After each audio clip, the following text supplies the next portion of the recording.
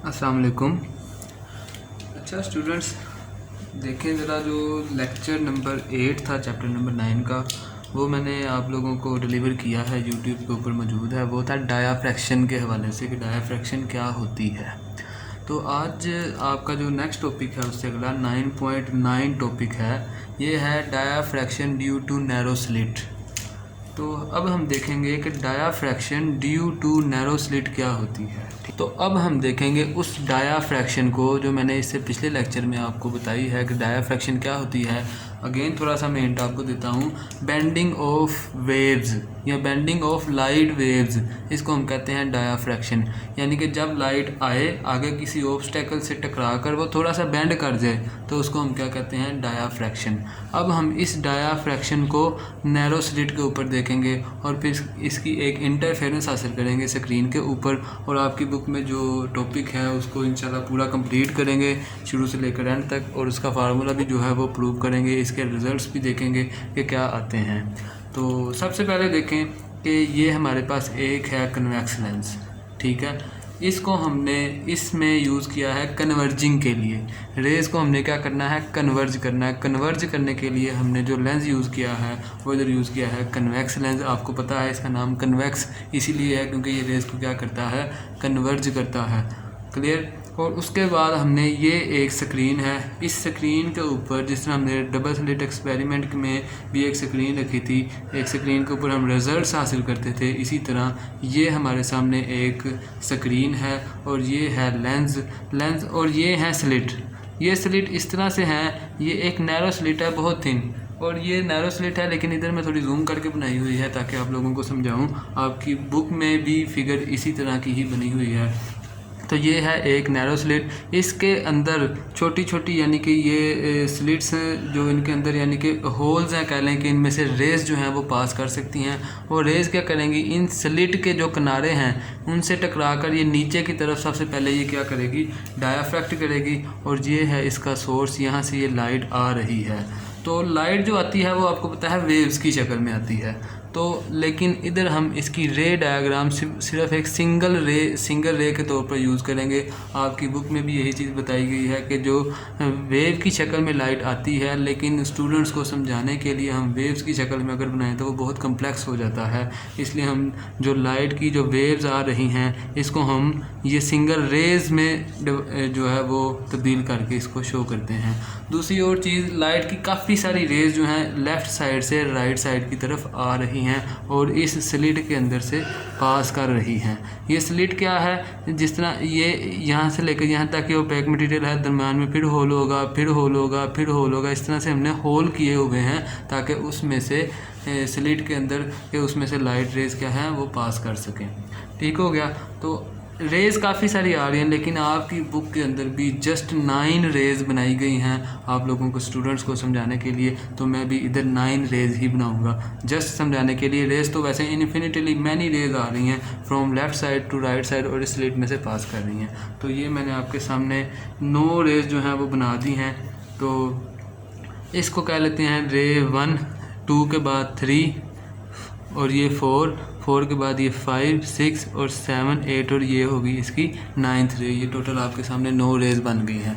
अब क्या है, इसमें से जब ये पास करेगी तो आगे एक मटेरियल आ रहा है, उसके एजेस हैं स्लिट के, तो उससे क्या करेगी, ये रे बेंड कर जाएगी। ये मैं आपके सामने इसको इस तरह से बनाता हूँ कि ये रे क्या करेगी, बेंड कर जाएंगी। ये तमाम की तमाम रेज़ नीचे की तरफ क्या कर देंगी, बेंड कर देंगी, और ये बेंड करते हुए पास करेंगी सामने से। अब देखें, ये रे नंबर 4 है, बेंड करके ये इधर आ गई। ये रे नंबर 3 है, बेंड करके इधर आ गई। ये रे नंबर 2 है, बेंड करके इधर आ गई। और ये है रे नंबर 1 और बेंड कर इधर आ गई। ये लेंस थोड़ा नीचे करके बनाना था, फिलहाल आप इसको समझने की कोशिश करेंगे कि ये इससे फीचर क्या है इसका मेन, इसकी तरफ आप ज़रा तवज्जो दें। तो अब क्या है, ये 9 की 9 जो रेज़ हैं वो बेंड होके इस लेंस के ऊपर क्या कर रही हैं, फॉल कर रही हैं। क्लियर हो गया। अब ये रेज़ इसके ऊपर फॉल कर रही हैं क्योंकि मैंने ये शुरू में बताया कि ये एक कन्वर्जिंग लेंस है। तो कन्वर्जिंग लेंस क्या करेगा, इन तमाम रेज़ को एक पॉइंट के ऊपर क्या कर देगा, कन्वर्ज कर देगा। इनपुट पे इसके 9 रेज हैं अगर, तो आउटपुट पे भी ये 9 की 9 रेज क्या होंगी, एक पॉइंट के ऊपर क्या कर देंगी, कन्वर्ज कर जाएंगी। लेकिन आउटपुट पे मैं जस्ट इसकी 3 रेज लेता हूँ। एक रे नंबर 9 को मैं कहता हूँ कि ये इस तरह से आ गई, और एक ये 1 2 3 4 5 इस रे नंबर 5 को रखता हूँ इधर ऐसे, ये रे नंबर 9 और इधर से रे नंबर 1, ये आगे एक पॉइंट के ऊपर जाकर कन्वर्ज कर दी, और इस स्क्रीन के ऊपर एक पॉइंट के ऊपर इनको क्या कर दिया, इन्होंने कन्वर्ज कर दिया। ये कन्वेक्स लेंस है, ये है रे नंबर 9, ये है रे नंबर 5, ये है रे नंबर 1। तो आपकी बुक में ये फिगर बनी हुई है, आपने इसकी अरेंजमेंट ठीक तरह से इसको लेंस को सेंटर में रखना है ताकि इसका सही से पेपर के अंदर इसकी सही से प्रेजेंटेशन करनी है। क्लियर। तो ये रेज़ अब आके तमाम रेज़ जो इनपुट पर थी 1 से लेकर 9 तक, वो इधर आके इस पॉइंट पर कन्वर्ज कर चुकी हैं। अब आपकी बुक में भी कहते हैं कि जिस पॉइंट के ऊपर ये कन्वर्ज की हैं उसको हम सपोज़ कर लेते हैं वो है मिनिमा। उस पॉइंट को क्या सपोज़ कर लेते हैं, वो है मिनिमा। मिनिमा क्या मतलब होता है, ये मैंने इस डबल स्लिट एक्सपेरिमेंट में भी बताया। जो आपका डार्क फ्रिंज होता है उधर, क्योंकि रेज़ जब इंटरफेयर करती हैं तो डार्क फ्रिंज जब आए तो उधर रेज़ को उनको हम कहते हैं मिनिमा। उन्होंने एक दूसरे को डिस्ट्रक्टिव इंटरफेरेंस किया होता है तो उसको कहते हैं मिनिमा। और अगर रेज़ इंटरफेरेंस करके एक ब्राइट फ्रिंज दें तो इसको हम कहते हैं मैक्सिमा। तो आपकी बुक वाले ने भी कहा कि इस पॉइंट को हम एज ए मिनिमा कंसीडर कर लेते हैं, इसमें कोई हर्ज नहीं। इसको हम मैक्सिमा कंसीडर करके भी कैलकुलेशन कर सकते हैं और रिज़ल्ट हमारे सेम ही आएंगे। तो इसको मिनिमा से भी रिज़ल्ट हमारे सेम ही आएंगे क्योंकि आपकी बुक के अंदर इसको मिनिमा कंसीडर करके किया गया है। तो मैं भी मिनिमा की करके ही इसको कंसीडर करके सारी कैलकुलेशन करूँगा। मिनिमा से मुराद है, वो कहता है कि रेज़ जो तमाम रेज़ आईं वो आपस में इंटरफेरेंस हुई, इंटरफेरेंस करने के बाद इधर एक डार्क फ्रिंज नज़र आ जाता है। इसको अब हम डार्क फ्रिंज समझते हुए इसकी तमाम की तमाम क्या करेंगे, कैलकुलेशन हम करेंगे। तो यहाँ तक स्टूडेंट्स देखें। अच्छा, एक और चीज़ जो मैंने आपको इंटरफेरेंस वाले लेक्चर में भी बताया, चैप्टर नंबर 8 में जब इंटरफेरेंस थी उधर भी बताया कि इंटरफेरेंस के लिए एक चीज़ जो मोस्ट इम्पोर्टेंट थिंग है, most important thing for interference है, वो क्या है, पाथ डिफरेंस।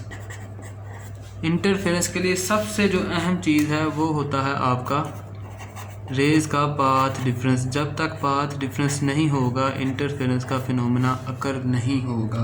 तो ये चीज़ आपको अपने माइंड में बिठानी होगी। जब भी इंटरफेरेंस होगी तो वो इस पाथ डिफरेंस की वजह से होगी, अदरवाइज़ इंटरफेरेंस नहीं हो सकती। तो अब देखते हैं कि इधर ऐसा कौन सा पाथ डिफरेंस था जिसकी वजह से लेंस की आउटपुट के ऊपर ये जो स्क्रीन है इधर मैक्सिमा मिनिमा, मैक्सिमा मिनिमा और मैक्सिमा मिनिमा बन रहे हैं। तो उस पाथ डिफरेंस को देख लेते हैं कौन सा है। अगर आप गौर करें, जिस तरह यंग्स डबल स्लिट एक्सपेरिमेंट में एक रे पहले पहुंच रही थी, उसका डिस्टेंस कम था सोर्स से, और दूसरी रे थोड़ा देर से पहुंच रही थी, उसका डिस्टेंस ज़्यादा था। तो हमने कहा था इन दोनों के दरमियान क्या आ गया, पाथ डिफरेंस, जिसकी वजह से ये इंटरफेरेंस की प्रॉपर्टी हो रही है। अब आप इधर गौर से देखें, जो रे नंबर 1 है, ये है रे नंबर 1। ये जब यहाँ से निकलेगी और लेंस तक जाएगी तो इसने जो डिस्टेंस कवर किया, और जो रे नंबर 9 है इसने जो डिस्टेंस कवर किया, क्या ये सेम है? नहीं, ये डिस्टेंस सेम नहीं है। जो रे नंबर 9 ने डिस्टेंस कवर किया वो डिस्टेंस ज़्यादा है एज़ कम्पेयर टू जो रे नंबर 1 ने डिस्टेंस कवर किया, वो क्या है, वो कम है। इसी तरह रे नंबर 2 जो है उसने रे नंबर 1 से ज़्यादा डिस्टेंस कवर किया है। रे नंबर 3 ने भी रे नंबर 1 और रे नंबर 2 से ज़्यादा डिस्टेंस कवर किया। रे नंबर 4 ने रे नंबर 3, 2, 1 सबसे ज़्यादा डिस्टेंस कवर किया। तो इसका क्या मतलब हुआ, हर दो रेज़ के दरमियान क्या आ रहा है, पाथ डिफरेंस आ रहा है। एक का पाथ ज़्यादा है, एक का पाथ क्या है, कम है। तो इस पाथ डिफरेंस से क्या होगा, इस स्क्रीन के ऊपर इंटरफेरेंस नज़र आएगी। इंटरफेरेंस के लिए जो चीज़ ज़रूरी है वो है पाथ डिफरेंस। तो इसमें पाथ डिफरेंस आ रहा है तो स्क्रीन के ऊपर हमें क्या नज़र आएगी, इंटरफेरेंस नज़र आएगी। अब हमने क्या करना है, जो कैलकुलेशन हमने करनी है इसी पाथ डिफरेंस की करनी है। जिस तरह यंग्स डबल स्लिट एक्सपेरिमेंट में हमने डार्क फ्रिंज और ब्राइट फ्रिंज के लिए पाथ डिफरेंस कैलकुलेट किया था, इसी तरह इसमें डायफ्रैक्शन वाले टॉपिक में भी हम पाथ डिफरेंस कैलकुलेट करेंगे कि मिनिमा के लिए पाथ डिफरेंस क्या आ रहा है और मैक्सिमा के लिए पाथ डिफरेंस क्या आ रहा है। तो हम ये कैलकुलेट कर लेते हैं। अच्छा, एक बात इधर मैं आपको बता दूं कि हमने यंग्स डबल स्लिट एक्सपेरिमेंट में ये चीज़ देखी थी कि जो मिनिमा होता है वो होता है odd multiple of lambda by 2। तो इसका मतलब ये जो पॉइंट जिसको हमने कंसिडर किया है एज ए मिनिमा, हम ये कहते हैं कि ये है लैम्डा बाय 2। 3 लैम्डा बाय 2 भी कर सकते हैं। अगर रेज का डिफरेंस आपस में इंटरचेंज करके 3 लैम्डा बाय 2 से भी करेंगे तो रिज़ल्ट सेम ही आएंगे, वो उससे अगला मिनिमा के लिए होगा। अगर 5 लैम्डा बाय 2 करेंगे वो उससे अगले मिनिमम के लिए होगा। हम पहले मिनिमा के लिए कैलकुलेशन करते हैं, इसलिए क्योंकि मिनिमा जो है वो ओड मल्टीपल के लिए होता है। इधर मैं लिख देता हूँ आपको कि जो मिनिमा है वो होता है इवन मल्टीपल ऑफ, इसको मैं n लैम्डा लिख लेता हूँ, n लैम्डा, और जो मैक्सिमा है वो होता है ओड मल्टीपल ऑफ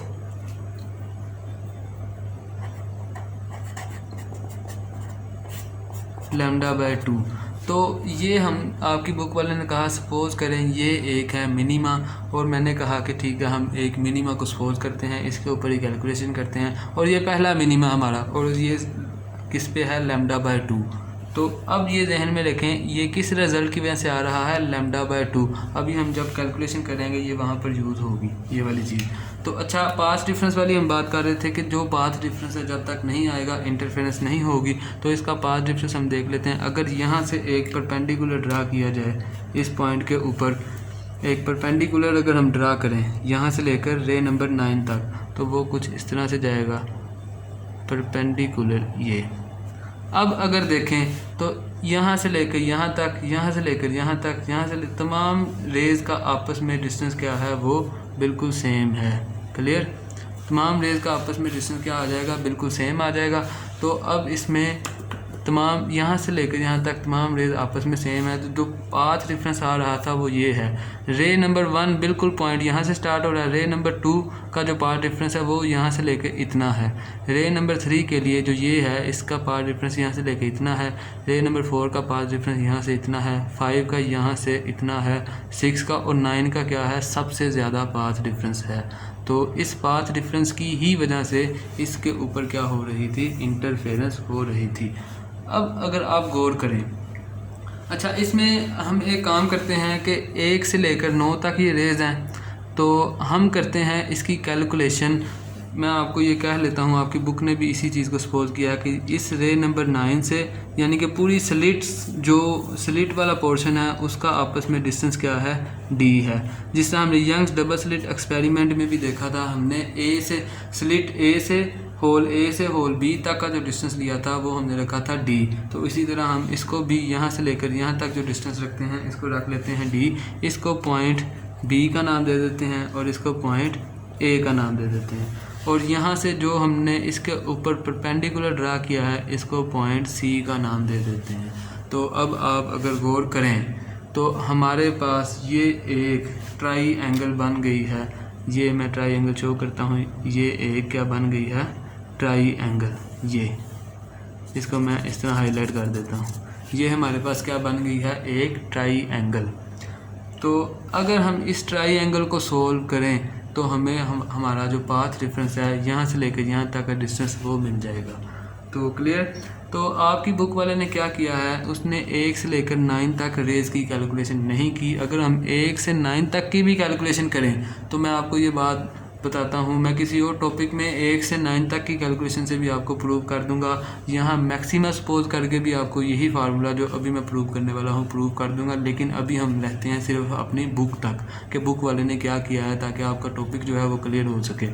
तो आपकी बुक वाले ने ये किया है कि रे नंबर 1 से लेकर रे नंबर 5 को सोल्व किया है, यानी कि उसने आधी स्लिट के लिए कैलकुलेशन की है। आधी स्लिट के लिए यहाँ से लेकर यहाँ तक टोटल 9 रेज हैं। तो यहाँ से लेकर यहाँ तक 5 रेज, यानी कि उसने 2 पे इसको डिवाइड किया। तो यहाँ से लेकर यहाँ तक का डिस्टेंस कितना होगा, ये होगा d/2। इसी तरह यहाँ से लेकर यहाँ तक का डिस्टेंस कितना होगा, d/2। इस d/2 plus d/2 is equal to d आ जाएगा। अब जहन में रखें रे नंबर 1 से लेकर रे नंबर 5 तक का डिस्टेंस क्या है, d/2, क्योंकि रे नंबर 1 से लेकर रे नंबर 9 का डिस्टेंस क्या है, d। तो अगर आप इसको गौर से देखें तो क्या हमारे पास ये एक ट्राइंगल नहीं बन गई, यहाँ से लेकर यहाँ, और इस पॉइंट को हम नाम दे देते हैं, इस पॉइंट को जहाँ से ये रे नंबर 5 डायाफ्रैक्ट होनी शुरू की है उसको हम कह लेते हैं पॉइंट ए, और जहाँ पे इसका ये परपेंडिकुलर की लाइन टच कर रही है इसको हम कह लेते हैं पॉइंट स्मॉल बी, इसको हम कह लेते हैं स्मॉल बी। क्लियर हो गया। अब हम इसको सोल्व करते हैं। अगर आप गौर करें तो ये क्या है, एक ट्राइंगल है। इस ट्राइंगल को मैं यहाँ पर भी ड्रा कर लेता हूँ आपकी सहूलत के लिए, और इसको हम सोल्व करेंगे। तो ये एक पॉइंट इस तरह ड्रा कर लेते हैं, ये वाला, इस स्मॉल ए से लेकर कैपिटल ए तक का डिस्टेंस ये मैंने इधर पॉइंट लिख दिए, ये है स्मॉल ए, ये है कैपिटल ए। क्लियर हो गया। और इसी तरह ए से बी, इसको मैं इस तरह से शो कर लेता हूँ, ए से बी, थोड़ा लेंथी कर लेते हैं, ए से बी, ये आ गया ए से बी। इसी तरह जो बी से लेकर ए तक का डिस्टेंस है इसको हम इधर इस तरह ड्रा कर लेते हैं, बी से लेकर ए तक का डिस्टेंस आ गया ये वाला। क्लियर। और इधर हम कहते हैं कि ये है हमारा एंगल थीटा, जिसके ऊपर हम क्या कर रहे हैं, सारी मेजरमेंट कर रहे हैं, ये आ गया एंगल थीटा। और इधर हम इसको एंगल ले लेते हैं, इसी एंगल को हम शो कर लेते हैं इधर एंगल थीटा। क्लियर हो गया। अब हम इसको अगर देखें, इस फिगर के ऊपर साइन थीटा अप्लाई करें, इस फिगर जिस तरह हमने यंग्स डबल स्लिट एक्सपेरिमेंट में किया था उसी तरह हम क्या करते हैं, इसके ऊपर साइन थीटा क्या करते हैं, अप्लाई करते हैं। Sine theta is equal to, तो थीटा के सामने वाली जो साइड होती है उसको हम कहते हैं परपेंडिकुलर। जो थीटा के सामने वाली साइड होती है उसका हम क्या नाम देते हैं, परपेंडिकुलर। तो इधर से आ जाएगा ए बी क्या है, क्योंकि साइन थीटा किसके इक्वल होता है, ये होता है perpendicular over hypotenuse. Sign theta किसके इक्वल होता है, परपेंडिकुलर ओवर हाइपोटेनस। तो जो थीटा के सामने वाली साइड होती है उसको कहते हैं परपेंडिकुलर, ऊपर हम लिख लेते हैं ए बी। क्लियर। और इसी तरह जो थीटा के एडजेसेंट साइड होती है, जो सबसे लेंथी वाली साइड होती है, और ये देखें इस वाली जो ए से बी है, यानी कि जो ए से बी हमने कैपिटल ए से इस तक क्या किया था, एक परपेंडिकुलर ड्रा किया था। तो इन दोनों के दरमियान एंगल कितना है, 90 डिग्री का। इन दोनों के दरमियान कितना एंगल है, 90 डिग्री। क्लियर हो गया। तो इसमें हाइपोटेनस वाली साइड कौन सी है, इस एंगल थीटा की एडजेसेंट साइड ये वाली तो 90 डिग्री वाली साइड है, तो इसकी दूसरी साइड क्या होगी, इसकी हाइपोटेनस। तो इसको हम लिख लेते हैं ए टू ए। क्लियर हो गया, ए टू ए। अब अगर आप देखें कि इस कैपिटल ए से लेकर कैपिटल बी तक का डिस्टेंस मैंने कहा था डी है, तो इस कैपिटल ए से स्मॉल ए तक का डिस्टेंस हमने सपोज किया था, अगर वो डी है तो इसके सेंटर में है, ये है d/2। तो इसकी जगह हम इसको लिख लेते हैं। मैं सारी कैलकुलेशन को इधर ले आता हूँ, सारी कैलकुलेशन को इधर ले जाते हैं। तो साइन थीटा किसके इक्वल आ जाएगा, sine theta is equal to A से लेकर बी तक क्या है हमारा पाथ डिफरेंस, इसको हम वैसे ही लिखा रहने देते हैं, इस ब्लू मार्कर से लिख लेते हैं ए बी डिवाइडेड बाय इस कैपिटल ए से स्मॉल ए तक का डिस्टेंस क्या है, d/2। क्लियर हो गया। इसको हम क्या लिख लेते हैं, d/2। इस d/2 को उधर ले जाते हैं तो जो पाथ डिफरेंस ए बी है वो किसके इक्वल आ जाएगा, A B is equal to d/2 sine of theta. यहाँ तक अगर आप देखें तो पाथ डिफरेंस जिस तरह हमने यंग्स डबल स्लिट एक्सपेरिमेंट में सबसे पहले पाथ डिफरेंस फाइंड किया था, इसी तरह हमने इधर भी क्या कर लिया, पाथ डिफरेंस फाइंड कर लिया। पाथ डिफरेंस किसके इक्वल है, A B is equal to d/2 sine theta, A B is equal to d/2 sine theta. तो अब मुझे आप इधर ज़रा एक गौर करने वाली बात है, हमारा जो पाथ डिफरेंस है वो क्या है, A B is equal to d/2 sine of theta. इस डायफ्रैक्शन ग्रेटिंग जो नैरो स्लिट के लिए है उसका हमारा ये आ गया पाथ डिफरेंस। अभी सबसे पहले मैंने आपको एक बात कहा था, आपने गौर करनी है। ये हमने जो पॉइंट सपोज किया है ये पॉइंट है मिनीमा। तो जो मिनीमा होता है, मिनीमा के लिए odd multiple of lambda by 2 path difference होता है। जब भी हमारा path difference odd multiple of lambda by 2 आए, इसका मतलब है वो है मिनीमा। तो ये पॉइंट था मिनीमा, तो ये इसके लिए हमने कहा था ये पहला मिनीमा है, तो ये आएगा लैम्डा बाय 2, यानी कि हमारे इस पॉइंट के लिए जो पाथ डिफरेंस है वो है लैम्डा बाय 2। तो मैं क्या करूँगा, इस ए बी की जगह क्या लिखूँगा, लैम्डा बाय 2 लिख दूँगा, लैम्डा बाय 2, क्योंकि मिनीमा के लिए पाथ डिफरेंस होता है लैम्डा बाय 2 और ए बी क्या है, पाथ डिफरेंस है, यहाँ से लेकर यहाँ तक का डिस्टेंस। तो इसकी जगह लैम्डा बाय 2 लिख देंगे, D by 2 sine of theta. तो अगर देखें ये 2 इस 2 से क्या करेगा, कैंसिल आउट हो जाएगा।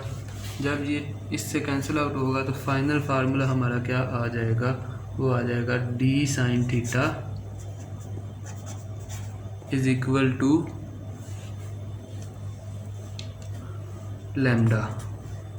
तो यही आपकी बुक के अंदर फार्मूला प्रूव किया गया है कि डी साइन थीटा किसके इक्वल है, लैम्डा के इक्वल है। तो यानी कि इसमें डी क्या है, डी है आपकी स्लिट्स का ये डिफरेंस बिटवीन 1 and 5, और ये जो ए और लैम्डा जो है ये आपकी वेवलेंथ जो लाइट यूज़ की जा रही है उसकी है वेवलेंथ। अच्छा, तो ये हमारा आ गया D sine theta is equal to lambda. याद रहे कि ये हमने कैलकुलेशन की है फर्स्ट मिनीमा के लिए। अगर नंबर ऑफ मिनीमास हों, हमने तो सिर्फ एक पॉइंट लेके कैलकुलेशन किया है, इसी तरह के और भी बहुत सारे पॉइंट इसके ऊपर आ रहे हैं।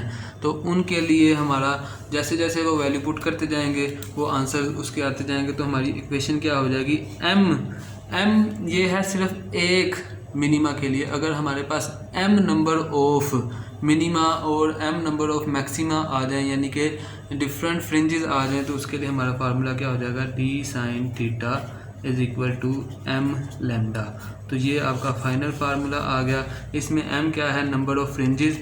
m किसके इक्वल हो सकता है, ये 1 के इक्वल भी हो सकता है, 2 के इक्वल भी, 3 के, और ये so on, plus minus plus minus plus minus. यानी कि इसका जब हम इसके अंदर 1 पुट करेंगे, इसके अंदर 1 पुट करेंगे तो D sine theta is equal to lambda आ जाएगा। 2 पुट करेंगे तो D sine theta is equal to 2 lambda आ जाएगा। 3 पुट करेंगे D sine theta is equal to 3 lambda आ जाएगा।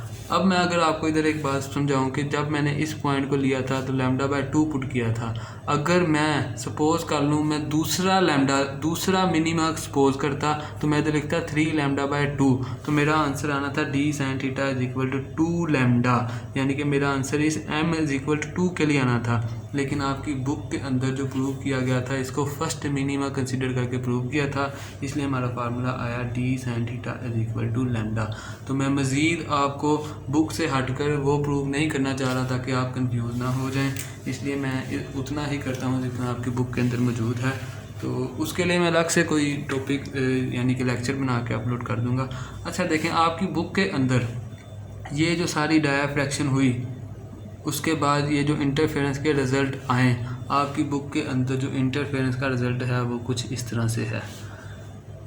ये किस तरह है, ये ज़रा रिज़ल्ट समझ लें। ये क्या है, ये जो आपको एक पीक नज़र आ रही है ये वाली, ये है मैक्सिमा की पीक। आपको पता है कि जो स्क्रीन के ऊपर जब इंटरफेरेंस होती है ब्राइट फ्रिंज भी नज़र आता है, डार्क फ्रिंज भी नज़र आता है। जो ब्राइट फ्रिंज होता है वो मैक्सिमा के लिए होता है, जो डार्क फ्रिंज होता है वो मिनिमा के लिए होता है। जहाँ पर कंस्ट्रक्टिव इंटरफेरेंस होती है वहाँ पर ब्राइट फ्रिंज नज़र आता है, और जहाँ पर डिस्ट्रक्टिव इंटरफेरेंस होती है वहाँ पर डार्क फ्रिंज नज़र आता है। तो ये जो मैंने ड्रा किया है इस तरह से, ये है आपके ब्राइट फ्रिंज के लिए। जो ब्राइट फ्रिंज है ये उसके लिए है। लेट्स सपोज जो आपका ब्राइट फ्रिंज नज़र आया उसको मैं इस तरह से, आपकी बुक के अंदर भी इस तरह से एक पॉइंट लेकर एक फिगर ड्रा किया। जो ब्राइट फ्रिंज है वो यहाँ से लेकर यहाँ तक आया, इसको हम ब्राइट फिल कर लेते हैं। आपकी बुक के अंदर भी इसी तरह फील्ड है। ये आ गया हमारे पास एक ब्राइट फ्रिंज। क्लियर हो गया। ब्राइट फ्रिंज यहाँ से स्टार्ट हुआ और यहाँ से चलता चलता इधर आके ख़त्म हो गया। ये था पहला ब्राइट फ्रिंज। उसके बाद ये जो नेगेटिव के ऊपर पीक आ रही है ये है आपका डार्क फ्रिंज। इसको इस तरह से ड्रा कर लेते हैं। उसके बाद क्या आया, पहला डार्क फ्रिंज। क्लियर हो गया। और उसके बाद फिर ये मैक्सिमम हो गई, उसके बाद ये आपका फिर आ गया इसका ब्राइड फ्रिंज, ये आपका फिर से ब्राइट फ्रिंज आया। उसके बाद फिर एक नेगेटिव की पीक आई, वो आपका आ गया डार्क फ्रिंज। अच्छा, इस पैटर्न के ऊपर अगर आप गौर करें तो आपका जो पहला ब्राइट फ्रिंज था वो ग्रेटर था बजाय इसके कि जो दूसरा ब्राइट फ्रिंज आया है, और जो पहला डार्क फ्रिंज था वो छोटा था और दूसरा डार्क फ्रिंज क्या था, वो बड़ा था। इसी तरह जो तीसरा ब्राइट फ्रिंज है आपकी बुक के अंदर वो इसी तरह ड्रा किया गया है। ये आपका आ गया तीसरा ब्राइट फ्रिंज, और जो चौथा डार्क फ्रिंज है वो काफ़ी लेंथी है, ये आपका आ गया चौथा डार्क फ्रिंज। इसी तरह ये पैटर्न आपकी राइट साइड के भी ऊपर भी आ जाएगा, इस तरह से ये पैटर्न राइट साइड पे आ गया। चलो ठीक है, इसके बाद मैं अब नेक्स्ट लेक्चर अपलोड करूँगा चैप्टर 9 का लेक्चर नंबर 10। तो मिलते हैं इंशाल्लाह नेक्स्ट लेक्चर में। अल्लाह हाफिज़।